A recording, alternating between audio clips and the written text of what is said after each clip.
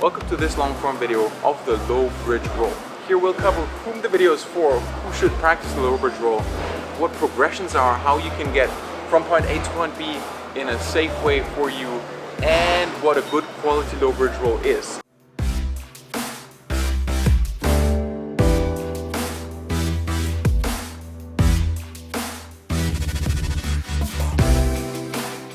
Who I think should watch this video: anyone who's an acrobatics practitioner, anyone who's doing Macacos or backwards arching acrobatics and who doesn't feel quite safe.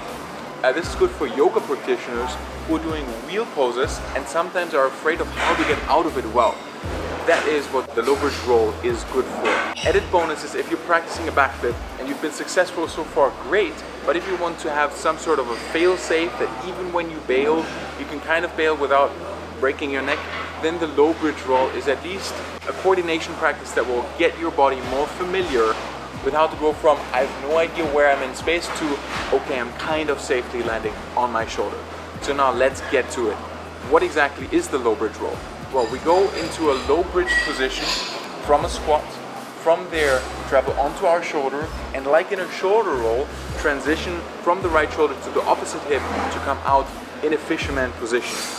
If that was difficult, you can just rewind the video and just watch the video and see the motion itself. Sometimes I find it's easier to understand what's actually happening. For this is complementary to practicing low bridge rotations as well, which is the video that you can check out, at least the short form video. Just have a look, maybe follow us on Instagram to get more of those small inspirational updates. Now let's get to it. What's step number one? First, get familiar with the low bridge position. From both feet on the ground, push yourself forward so that your shoulders slide towards your hip. Your knees are going to start pointing from the ceiling, facing forward, maybe even touching the ground, that's possible. Your heels are all the way up in the air, and you can slightly lift your chest up. That's a low bridge push-up. At least for us it is. So let's get to step number two. Once you get familiar with this position, you'll start from a toe squat.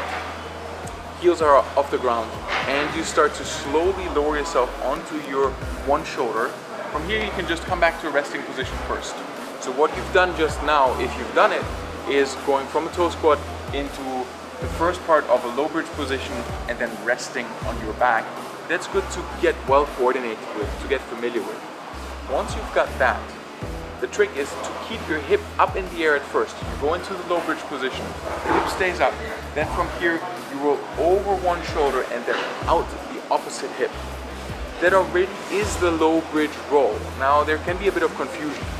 If your hip drops to the ground at the same time as your shoulders, then you're essentially doing a version of the fisherman roll. It feels like a different roll. What we want to do is get from this nice arching position to kind of wave your way onto the ground. I'll show you an example of what a high bridge roll looks like, because there you can start to really see the adaptation. And then let's look at a Macaco to a low bridge roll. This is where you really see how the low bridge rotation or the low bridge roll transitions you nicely out of a position where you may feel insecure overhead, and you get to roll out of it safely. It is one of those rolls that I recommend for more advanced practitioners. So if you don't get it right away, don't worry about it. It's something that you can come back to, and especially if you want to expand your acrobatic vocabulary, this is a good role to take into consideration. When it comes to training recommendations, I like doing sets and reps with rolls. Means go for 5 reps left, 5 reps right of the easiest version that you can do, then progress to a slightly harder version. And you can do up to something like 20 reps as long as you don't feel dizzy, as long as you feel comfortable. Do it slowly so that you build the right strength and mobility with it. I prefer not to rush through this motion at all because it can kind of get washed out and feel a bit uncertain. Instead, do it slowly first, make it smooth, then you can speed it up later.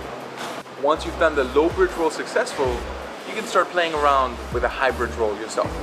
For updates and training inspiration, you can follow us on our Instagram channel at SharedSpace Movement. There, our team is preparing videos regularly for you to get different kinds of inspirations and ideas about what a movement practice can look like.